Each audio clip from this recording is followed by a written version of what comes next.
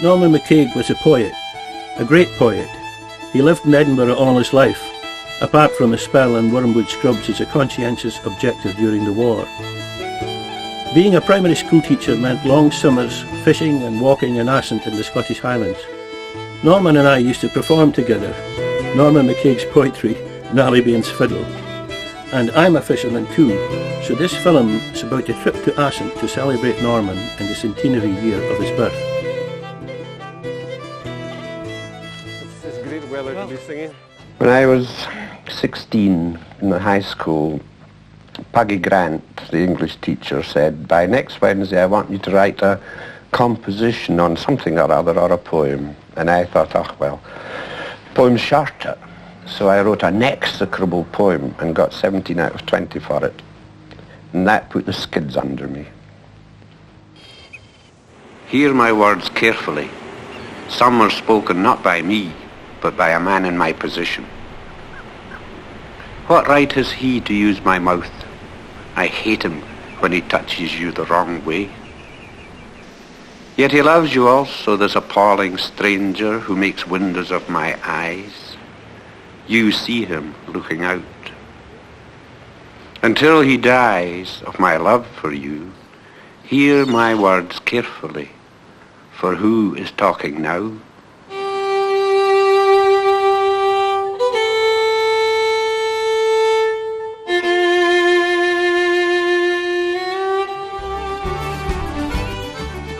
I got to know Norman in the early 70s when I came to Edinburgh from Shetland to seek my fortune, so to speak. Some folk were a bit scared of him. His tongue could cut you like a knife. But he gave me a lot of encouragement. He was right into music, and of course we both loved fishing, something we had in common with poet and novelist Andrew Greig. Shortly before he died, Norman told me his favourite place in the world was the Loch of the Green Corrie in Assynt, in the far northwest Highlands of Scotland. And he gave me a challenge. He asked me to fish there for him. He said, if you catch a fish, I shall be delighted. And if you fail, then looking down from a place in which I do not believe, I shall be most amused. So I went with a couple of pals after he died, and had such a time I wrote a whole book about it. The plan was to repeat Andrew's pilgrimage, but this time around it was to be more of a celebration. So the ideal companion was another keen fisherman, a great fan of Norman's, and an old pal of mine. What a state, look at this.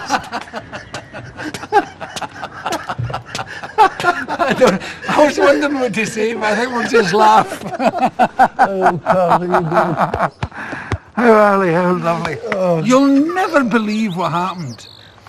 We were having a cup of tea with the production people, and I was talking about how much I like Edinburgh, and I said, I love them wee streets. I said, I don't know where they are, but there's a wee streets that lead down to the river with stairs coming down. And it's here. That's where I live, yeah. Aye. Hey, man, nice to see you. How lovely to see you, man. Oh, great. Come away in. Come on. To my wee castle. I just met your daughter.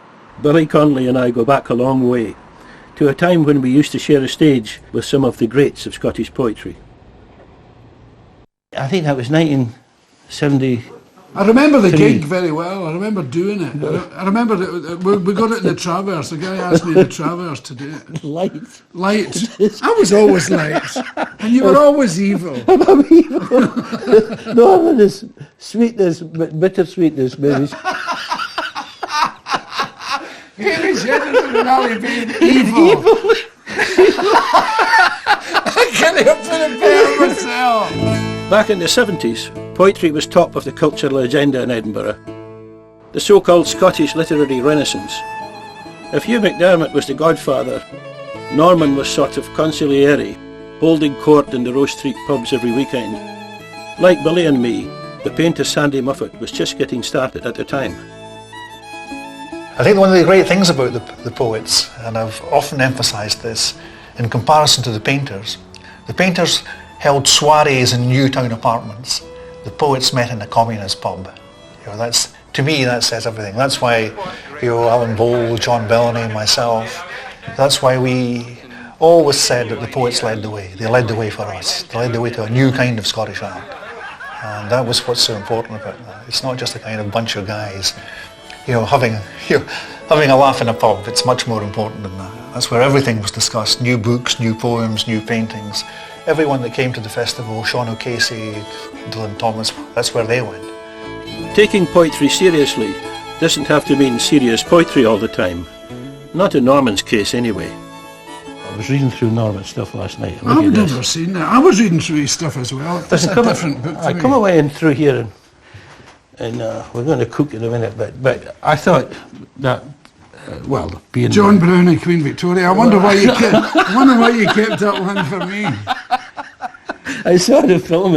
I know, I remember you phoned me after you'd seen it, and you said, "Does great in it." Does great in it. Well, there was great in it. But I thought it would suit you. The hills behind Balmoral stare gloomily back at him. They're practising purple for the Queen's watercolours. There are mobs there of things like grouse and deer. She and her ghastly friends will deal with them. How familiar dare he be today? Is she going to be Your Majesty or Vicky? It's a tricky business, he thinks, and smooths his kilt. It's 2 inches too long. Buckingham Palace, he wishes he were there, away from the class ice and midgie picnics and these damn sniggering gillies. That's brilliant. Brilliant. Oh, he has a lovely wee greeting face quality that I love. He'd hit you with a wee aside. Yeah. And then sneak to the side and do a wee smile to see how you accepted it. Yeah. See how you were dealing with what he said. He'd test you all the time. Test you. Always testing you. Always and looking at you to see what reaction you got. And if you said, "Oh, I like that poem of yours about that," he would say, "What do you like about it?" Yeah. Right. And you had to pass the test. Right. You had to know what you were talking That's about. Right. You had so to if you hadn't read it, if you were kidding on, you were elbowed, right? It's not like Freddie Anderson, the poet in Glasgow. If you didn't know what he belted, you were. That's right. Wee Freddie, And I like my poets like that. Oh, no. Because some of them are a bit opera cape and cigarette holder and or black polo necks, You know that Edinburgh Festival kind of poetry. That alone, alone, alone, alone. And there's always somebody at the back who goes, "No wonder." Self-pity was never on the MacCaig agenda. He didn't look in for his poetry, he looked out. Fellow poet Douglas Dunn. One of the things I value his poetry for is the quality of its observation. He writes about things that you, the reader, or I, the reader, think I can recognise. But in fact, once you've read the poem, you realise that you hadn't experienced that picture, that landscape, in anything like the same way. So he brushes the dust off your eyes. Or, as William Blake once said, "As a man sees, so a man is." Straws like tame lightnings lie about the grass and hang zigzag on hedges. Green as glass the water in the horse trough shines. 9 ducks go wobbling by in 2 straight lines. A hen stares at nothing with one eye, then picks it up.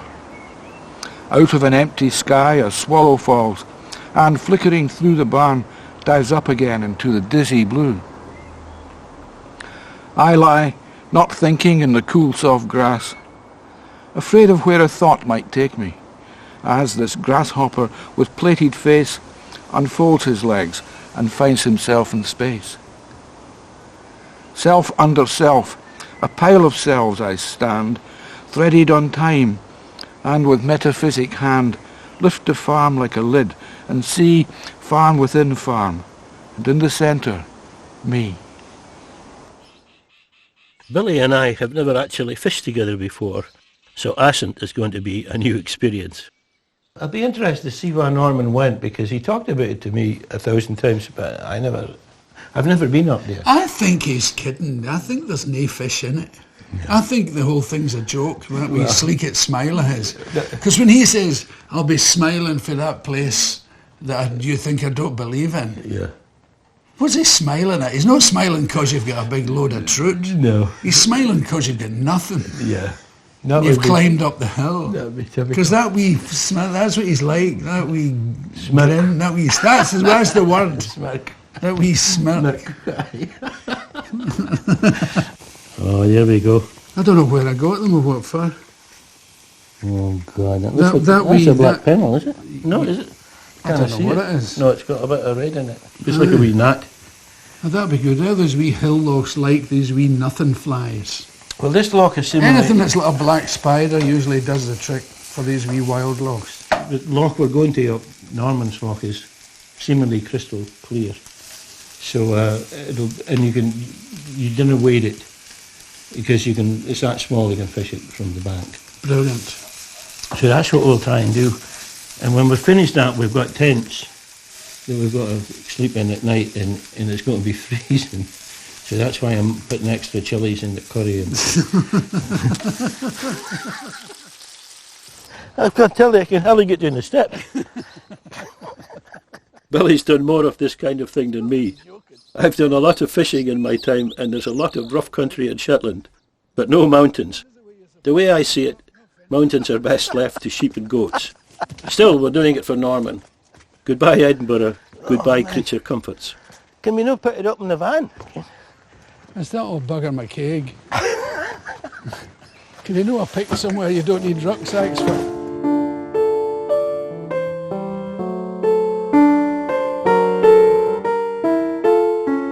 A few days before setting off, I'd had a chat with Norman's son Ewen, himself a keen fisherman and a fine musician too.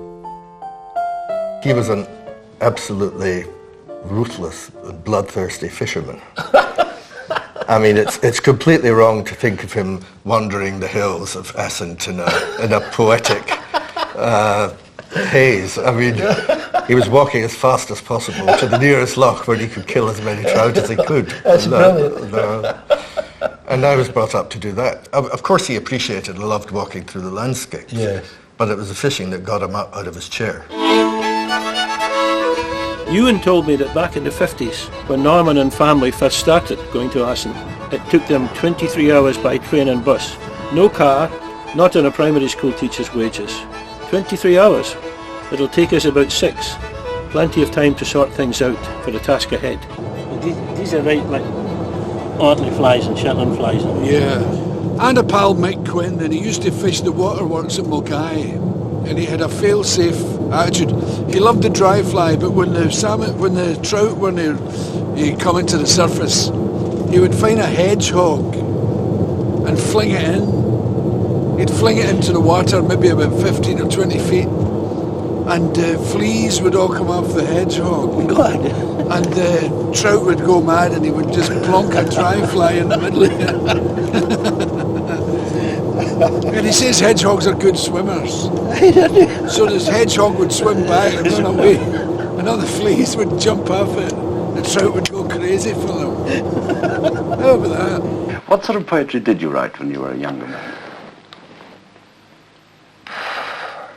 Oddly enough, most people who write poetry begin by clearly and patently imitating Tennyson or Hardy or Auden. But I didn't do that, not because of any tremendous genius at all, but because I can't imitate people. What a gift. Non-mimetic MacCaig saved me a lot of trouble. Because Norman had such a distinctive voice, whenever I read in black and white a poem of his that I heard him read, I can actually hear him speaking it. Byre. The thatched roof rings like heaven, where mice squeak small hosannas all night long, scratching its golden pavements, skirting the gutter's crystal river song. Wild kittens in the world below glare with one flaming eye through cracks, spurt in the straw, are tawny brooches splayed on the chests of drunken sacks. The dimness becomes darkness as vast presences come mincing in. Swag-bellied Aphrodites, swinging a silver slaver from each chin. And all is milky, secret, female. Angels are hushed and plain straws shine, and kittens meow in circles, stalking with tail and hind leg, one straight line. The hawk knows all about it, shaking there. Getting a job at Stirling University quite late on in life was a big thing for Norman. He'd been a conscientious objector, and he always said that was a black mark against him as a schoolteacher. But Stirling made him a full professor, sort of without portfolio, freedom and status, OBE, the Queen's Medal for Poetry. He liked all that, but he didn't much like some of the dry-as-dust academics he came across. You sit at your fat desk, starching your brains. You're the tone-deaf man in the orchestra. You're the frog who wound a wooing go. What a job is this, to measure lightning with a foot rule, the heart's turbulence with a pair of calipers. And what a magician who can dismantle Juliet, Ahab, Agamemnon into a do-it-yourself kit of semantic gestures. Tidiness is decent. Trains have to reach their destinations. But yours, that should be clattering and singing through villages and landscapes, never gets out of the shunting yards. I think Norman was happy at Stirling. He was, despite all that. He used to make a distinction between an academic and a scholar. He had a great regard for what he called a scholar, but no regard at all for what he saw as a career academic. I think he liked people who focused on the poem, on the work at hand, and not on putting themselves in the foreground in order to demonstrate their own cleverness, and I think that's what that poem's about. It is. It was written before he came to Stirling, incidentally. He was good fun in department meetings. He didn't really say much, but occasionally his face spoke volumes. Indeed. he was very easily bored. And I'm not sure that he would survive now in their present climate. These comments that he would put on students' report cards, that one where he says, this student was a mouse in tutorials. Not just a mouse, a very quiet mouse. Does her level best to remain invisible and usually succeeds.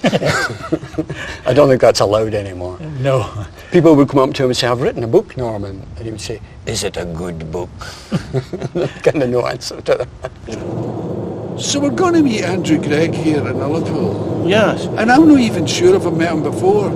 Because the funniest thing is he dropped his book off in London. That's the reason I'm here. I read the book, I loved it, I wrote to him. And then he wrote back and said, would you like to come on the fishing trip and be part of it? And of course I said I'd be delighted. And he's a lovely writer, I think. Oh, he's a great writer. And it's also, the fishing bit really got me interested as well. Absolutely. Because I heard Norman talking about fishing up here all the years I knew him, but I never went fishing with him.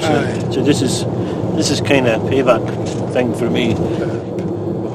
When I go up, as I do every summer, to Lochead, Ascent, for 10 weeks, the stuff is there. Housed your Venetian blinds, and there it is. I never write a thing.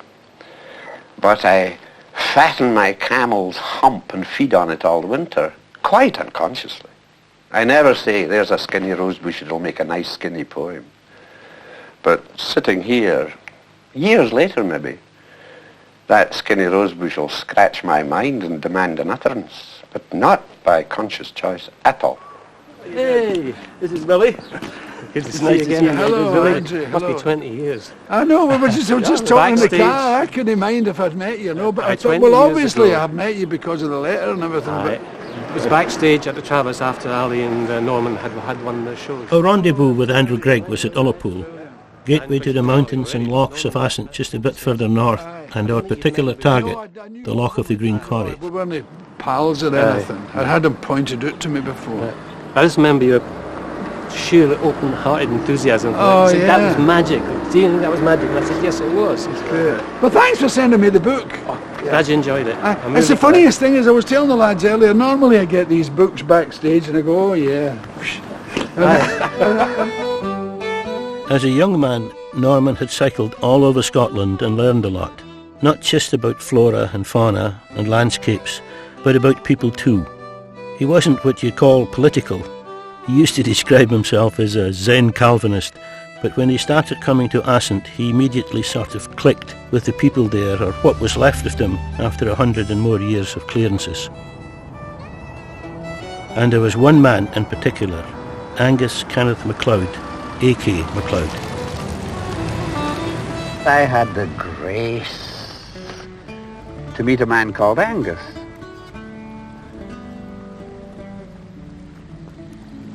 Who made me almost not ignorant.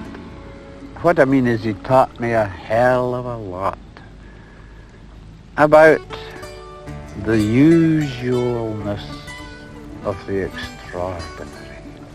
Or if you like, the extraordinariness of the usual. He was a clamped down, intellectual, hard-nosed visionary, in the sense that he saw what was there and didn't pipe dream about it.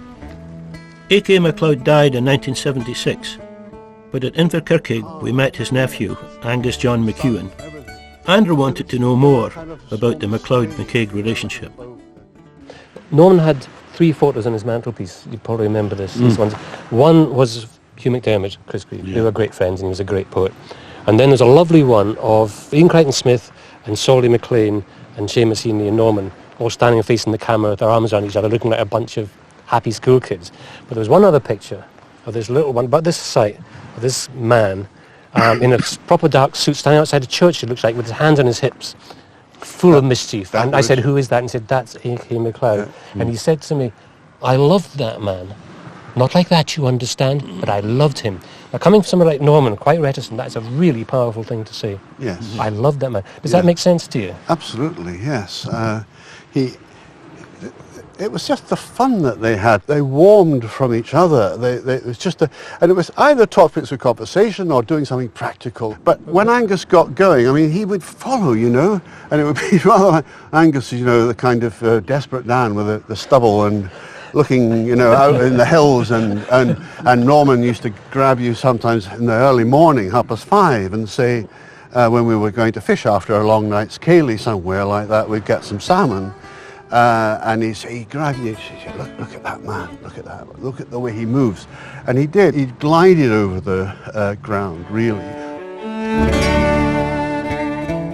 A.K. MacLeod.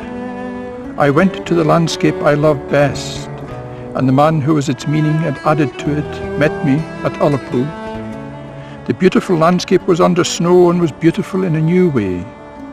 Next morning, the man who had greeted me with the pleasure of pleasure vomited blood and died. Crofters and fishermen and womenfolk, unable to say any more, said, "It's a grand day, it's a beautiful day." And I thought, yes it is. And I thought of him lying there, the dead centre of it all. In these Cayley evenings, what was Norman's contribution as a rule?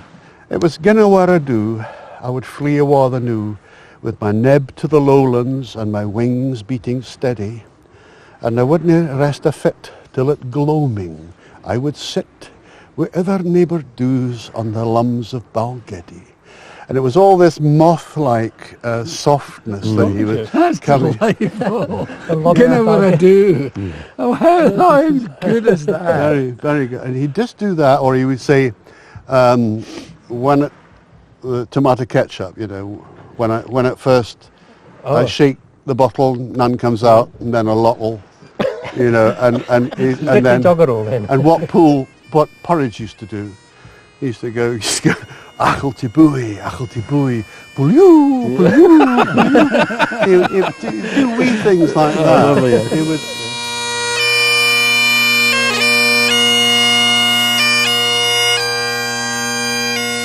Norman couldn't stand the pipes and drums of military parades and Edinburgh tattoos, but he loved what he could call classical pibroch, the Gaelic music Allan MacDonald is a master of.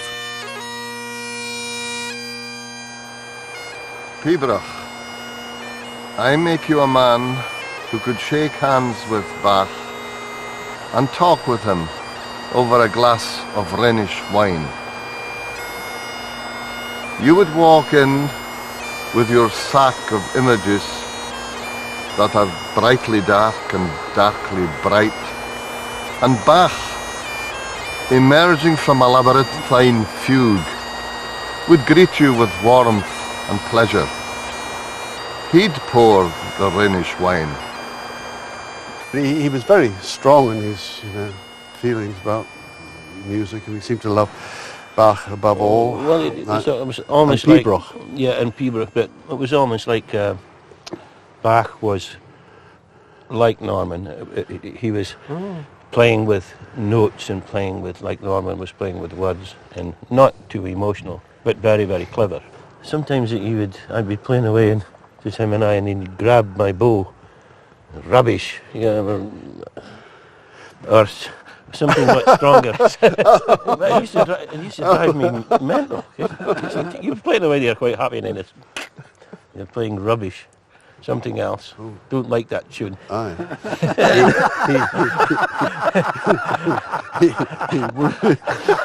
And that was a boredom threshold. Oh, thanks, Norman. Great. People should do that much more often. There'd be grave wings beating in that room, and happy silences smiling to each other. When you left, you'd return to your crystal land of bogs and coloured rocks, and Bach, stretching his elbows sideways like wings, would fold them again and go down into the labyrinth, where he's never lost, seeking, like you, the Minotaur and its beautiful golden eyes. He said to me that he would give up his poetry if he could play the fiddle properly. And I said, well, I would think about it if I could write poetry like him giving up the fiddle, But then I think he really wanted to. He really wanted to play the fiddle, and he loved music. He just loved music. And, whether he really meant that or not, I don't know, but he often said to me I would give it up if I could play the fiddle. And so maybe he was a poet that wanted to be a fiddle player. And it's quite a statement, though, isn't it? It's a big statement. But he loved music. He really did love music.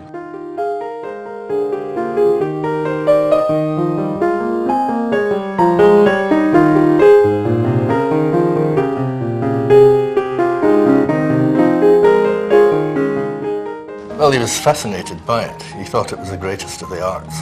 And he learnt the fiddle or the violin, I suppose I would call it, as a child or an adolescent.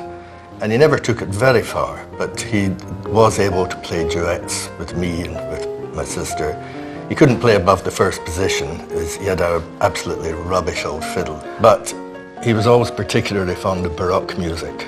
And I think that is related in some way to his own sort of intellectual preference for things that were clear, simple, and direct, even when intrinsically quite complicated, as with Bach.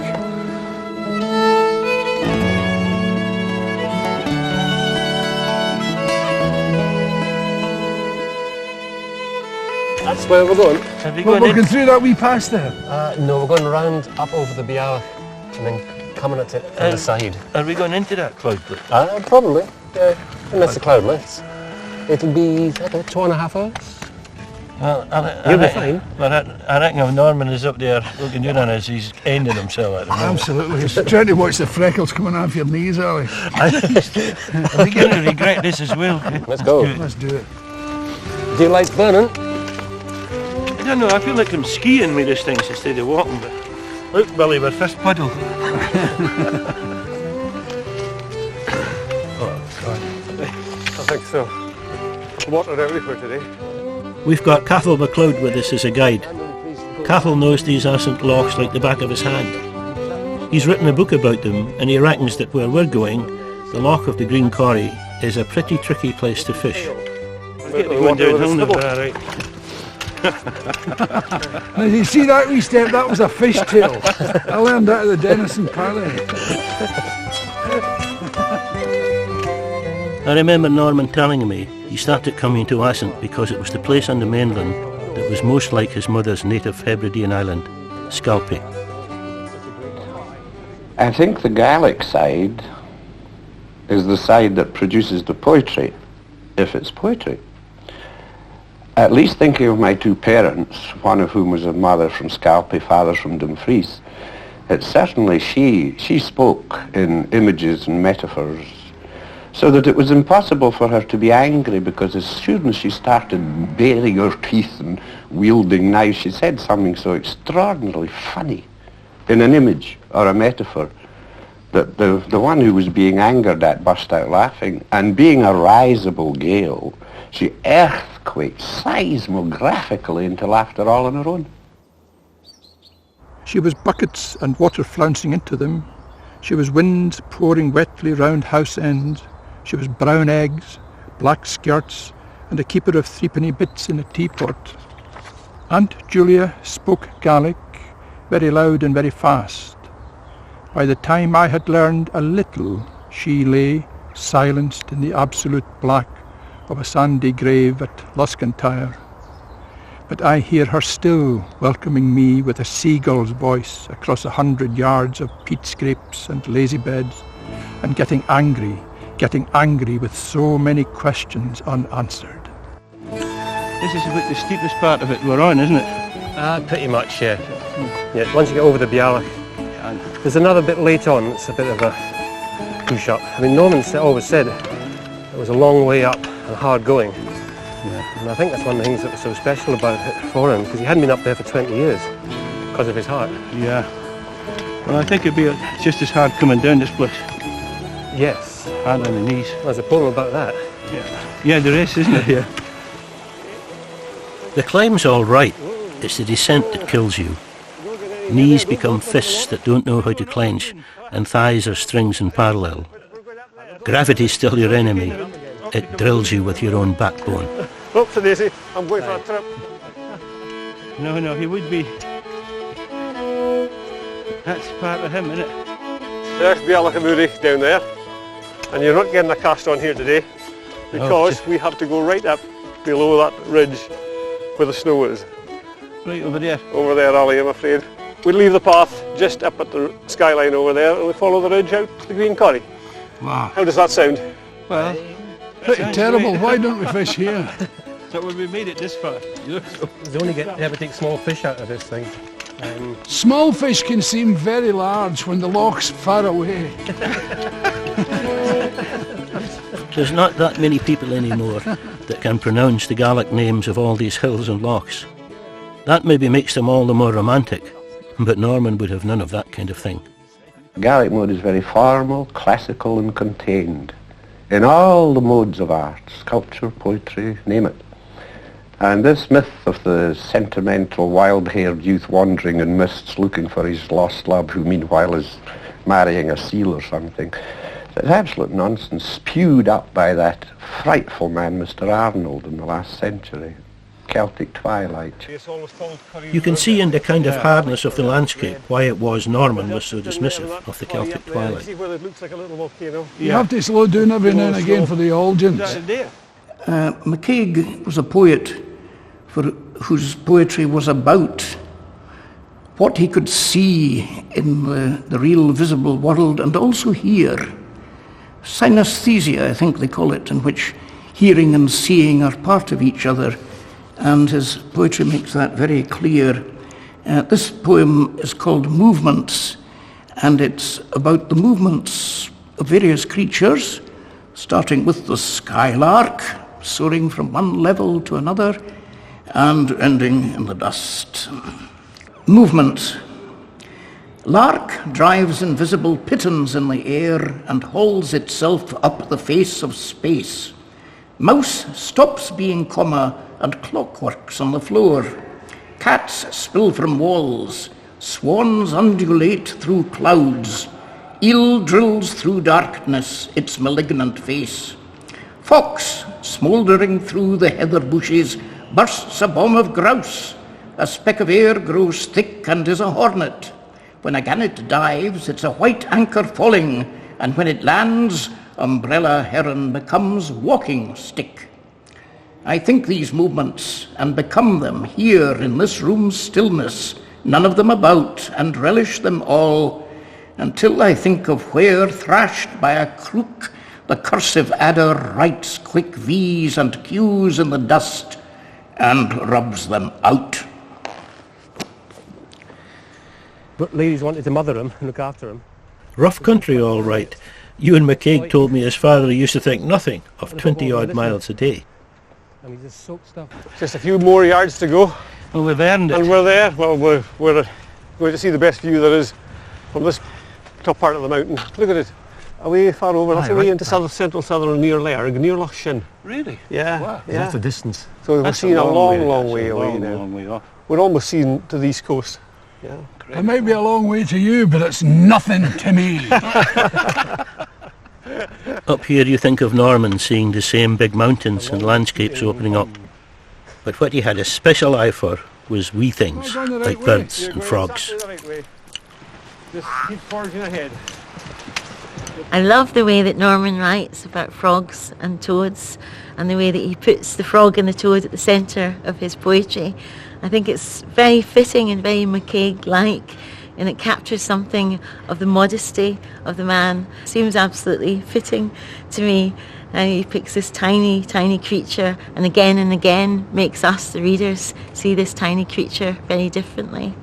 Toad. Stop looking like a purse. How could a purse squeeze under the rickety door and sit, full of satisfaction, in a man's house? You clamber towards me on your four corners, right hand, left foot, left hand, right foot. I love you for being a toad, for crawling like a Japanese wrestler, and for not being frightened.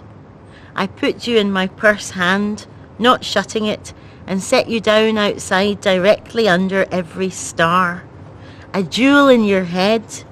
Toad, you've put one in mine, a tiny radiance in a dark place. Gentlemen, the Loch of the Green Corrie. That's all yours. I don't think I'm able to fish now I've got you. But it looks great, because it'll be the far bit we'll be fishing. That's it. That's it. Keeps a lot of secrets in there, that loch does. So we'll see if we can explore and get some of them out of it today. Well, it's a lovely wind, isn't it? Lovely wind for it. Wind. Where are the fish? In the bigger bit over there. Well, Cattle will take us to the fish. I'll do my Personal best. introduction. I'll do my best, guys. Right. God, it's lovely to look on it after all this time, reading about it, and talking It's all about real. it. We've done our work, and now it's up to you to produce the goods. Oh, that's easy. See Norman up there? Trout fear me. I'm determined we'll get the last laugh. I'm determined. Okay. He's dragged me all the way up here and I'm not come here for nothing. That's you. Well, I've seen it. I've gone off the idea. I'm away home.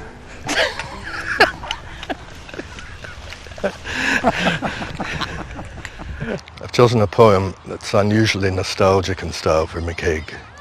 It's from his old age. He's sitting at home and he's thinking about the river Kirkeganescent and the mountains that lie upstream from that. Sargasso Sea. Tangled in weeds, far from home, in an ocean I've nothing to do with.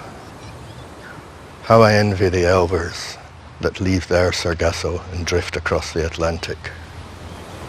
So many will find the river I know best. How eagerly they swim against its rushing torrent that brings them news from high places I once visited long ago.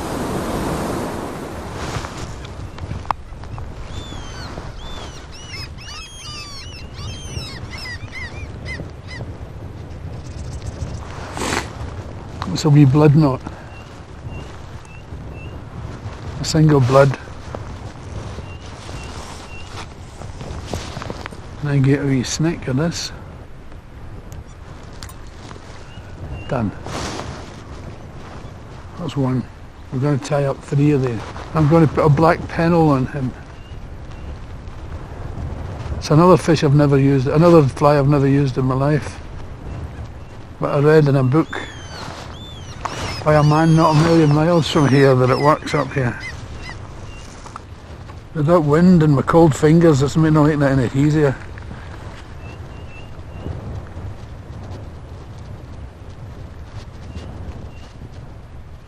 Could Norman know like Jamaica or something?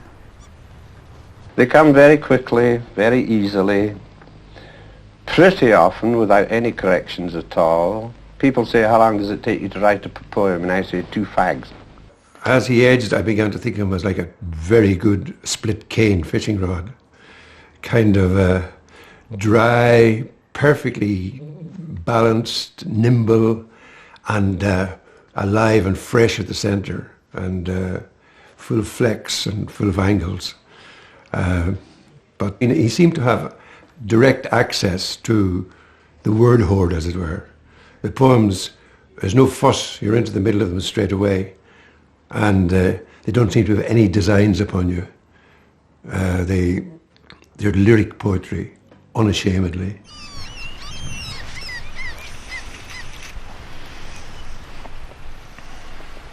I think if he was here today, he would be thinking what I'm thinking, that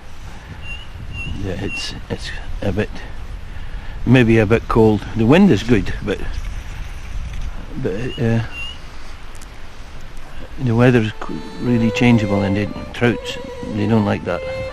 They like a warmer, dull day. And today it's showers, and they don't like rain much either. So when it rains, they tend to go down.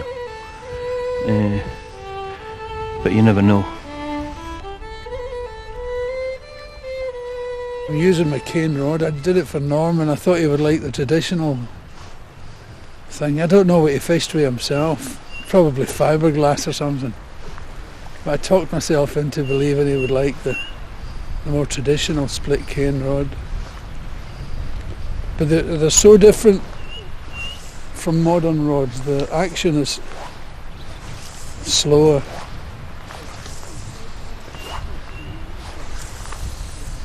But it's kind of nice.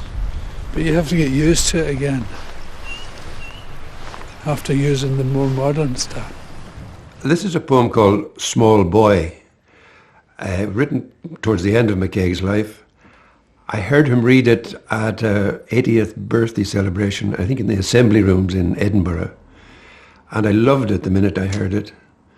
And I was sitting beside his wife, Isabel, and I looked at her and she nodded at me in a way saying the same thing. It's completely simple. Makes no attempt to make a big statement, but it goes straight into poetry. Small boy.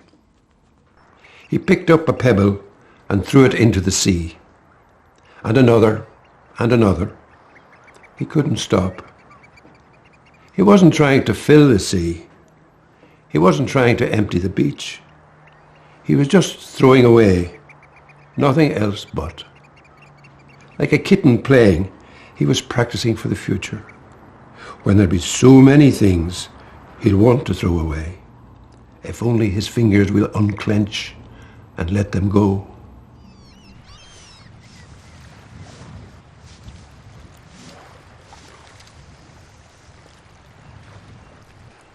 There's a haunted kind of feel to it. Don't know where it is. Where the scree comes down there, and you feel as if you're being watched sometimes. You often get that in the Western Highlands.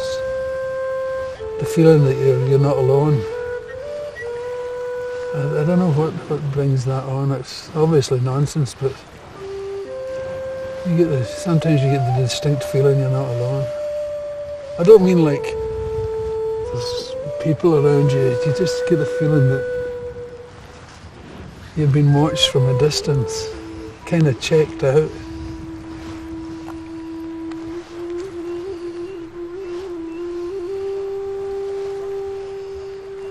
And the snickering that you're casting.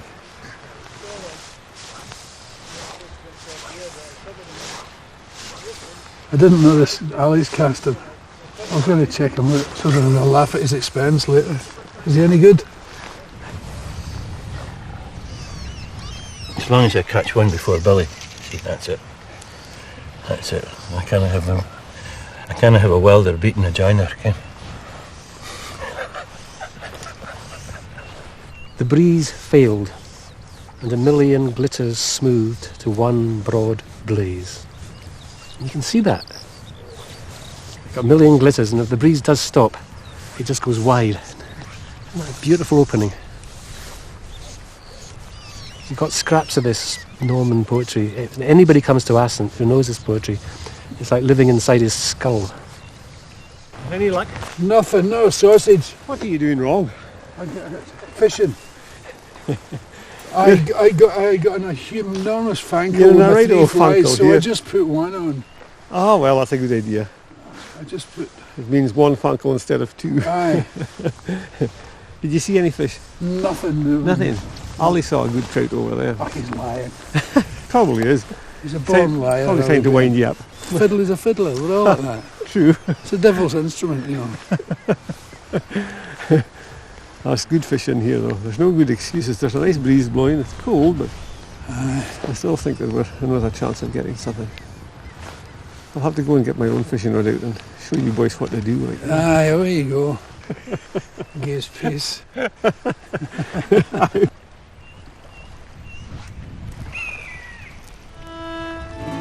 No fish, but I'm catching memories all right.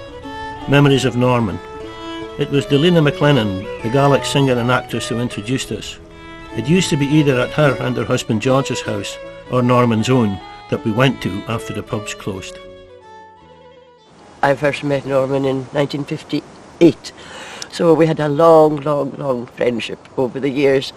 And one night in particular I do remember was in Norman's house, and Hugh McDermott, whom he always called Chris, and they were flighting, just going at each other, hammer and tongue. And I was sitting on the couch between them, watching, and listening. And Chris was putting Norman's poetry down. He was saying, all you do is write is trite rubbish, he said. I said, when I go, I'm going to leave a wealth of poetry to the world. When you go, Norman, you're not going to leave anything of value at all. To which Norman quickly replied, but Chris, I'm not going. This is one of my favourite poems of his, called So Many Summers. It reminds me of the decay around the villages in the islands where I come from. Beside one loch, a hind's neat skeleton. Beside another, a boat pooled high and dry. 2 neat geometries drawn in the weather, 2 things already dead and still to die.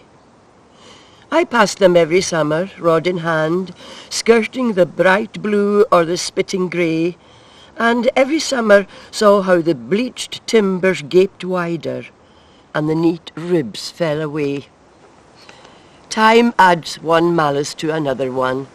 Now you'd look very close before you knew if it's the boat that ran, the hind went sailing. So many summers, and I have lived them too. You can see why Norman liked this loch, because it isn't simple. He would like a loch that you might come here 50 times and catch nothing. That would be what he would like. He would just like that. Nothing straightforward, not like normal people.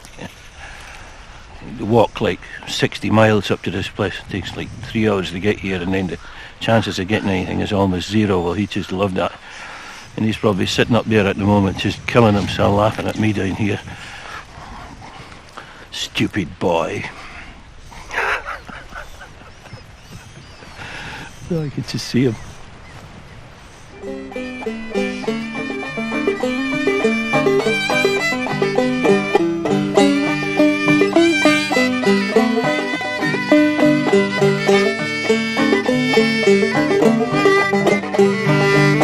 My Dixie darling, listen to this song I sing beneath the silver moon with my banjo riding tune. My heart is ever true. I love no one but you, my Dixie darling, my Dixie queen.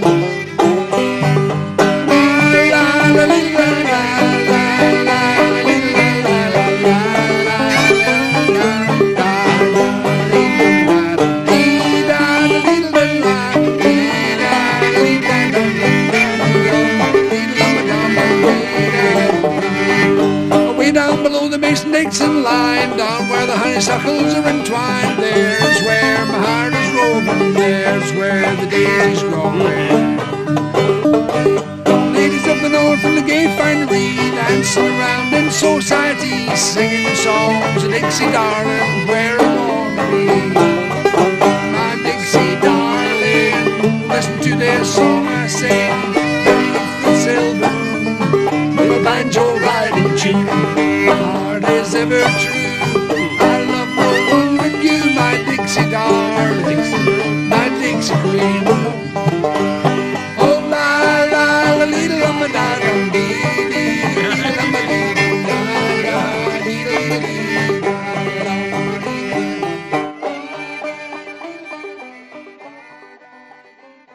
I remember particularly one night I spent with Norman. It would be in the 90s. It was after his wife died, certainly. I think it was 1990 she died.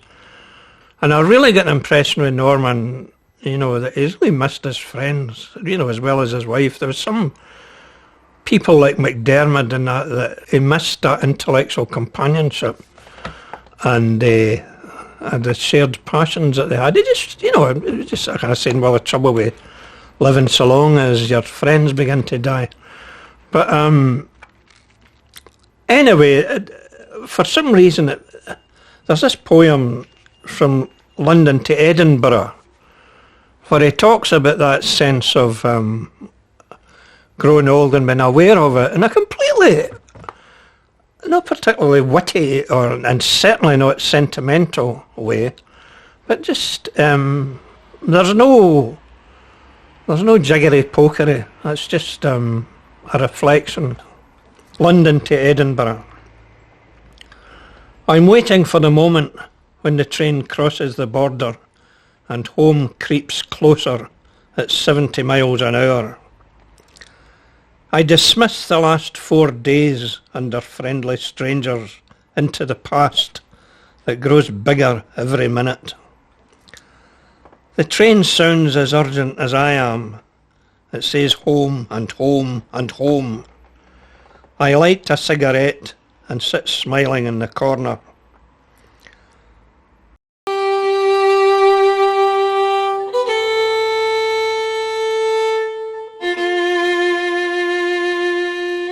And we had a great night last night. We had Willie played the banjo and Andrew sung a song and I played the fiddle and we had a wee campfire and then we went to bed and froze to death half through the night. And Norman was very precise with words, and the word for today is optimism. Because if you look, I've never been fishing in a blizzard before, but we're optimistic that we'll do something today. God, it's freezing. Freezing. I've given up camping and fishing and everything after this. And all debts are squared with Norman. That's it, finished. All debts are squared with him after this, dragging me up with 2,000 feet into a blizzard to fish in a loch that's dead. No, that's it. I think there were maybe two Normans, and what made him a great poet was bringing the two together. Ascent days and Edinburgh nights, Saturday afternoons too. The Orkney poet George Mackay Brown was often there. Norman MacCaig, Milnes Bar, Rose Street, Edinburgh, a Saturday afternoon in 1956. Sitting here and there about the unlovely tables, Norman MacCaig, Sidney Goodser-Smith, Tom Scott, Robert Garrioch, George Campbell Hay, Alexander Scott and other bards, whose lyrics scratched on the backs of envelopes would never fly into books. A cry on the steps, "Chris, he's here!" and the bards rise to greet their king Hugh MacDermott just off the bigger bus. This Orkney bard sits alone. He is too shy as yet to visit the bard's table, enough to look at them with longing. Their words have flown out of books to sit singing on the branches of his blood. And now a few days since, the last of those poets is dead. MacCaig, he with the head of a Gaelic chieftain, and the courtesy, his tongue an edged and glittering dirk, against whatever is ill-made and worthy. May the mountains gather about him now, in peace always. What a tribute. Yeah, it's the first time I've not slept a whole night, I think. Well, I've had a few of them. Long dark nights of the soul. I slept from 4 to 8 quite nicely. The problem was getting to 4 o'clock because of a heck of a wind too. I mean, Yeah. the tents were rattling, but I was warm and dry. I must have so- slept because I woke up sometimes. You know, I was thinking, God, I've never slept. I haven't slept, and then I'll go, oh, I must have been asleep. I think I get little snatches for like half an hour here and there. But I was very, very cold. My feet were awful cold. I got off for about 15 minutes till the polar bear came in the tent. Trying to steal your scarf. He wasn't looking for fish, that's for sure.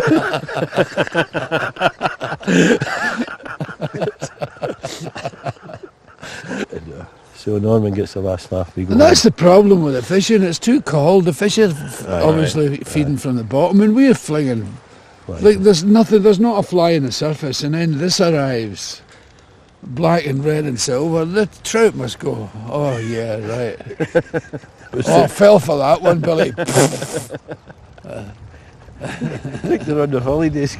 And me only 5 pounds and knowing nothing about life at all. I got to this size eating things like that, Billy. Yeah, terrific. All the best.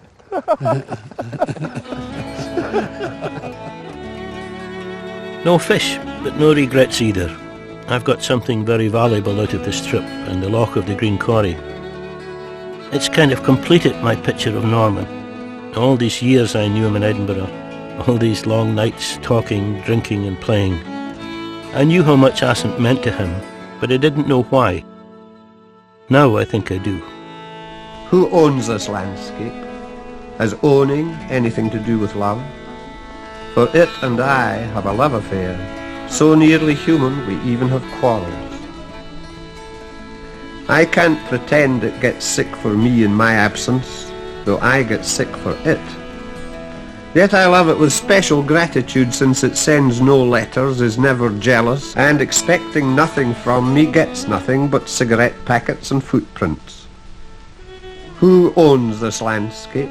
The millionaire who bought it, or the poacher staggering downhill in the early morning with a deer on his back? Who possesses this landscape? The man who bought it, or I who am possessed by it?